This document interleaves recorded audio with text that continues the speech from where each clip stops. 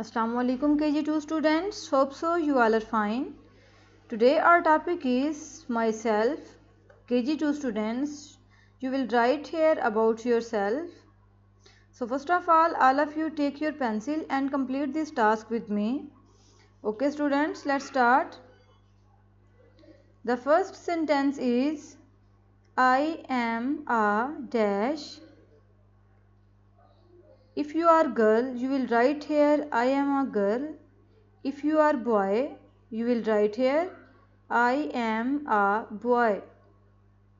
The next sentence is my name is dash. You will write your name. For example, I am going to write here Sabah.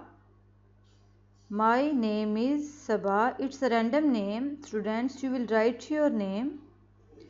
The next sentence is I am dash years old.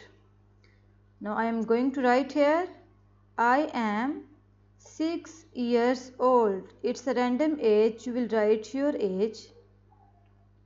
The next sentence is I study in class dash. You are in class KG2. So you will write here I study in class KG2. The last sentence is I have dash sister and dash brother. Students, how many brothers and sisters you have? You will write here. For example, I am going to write here I have one sister and one brother.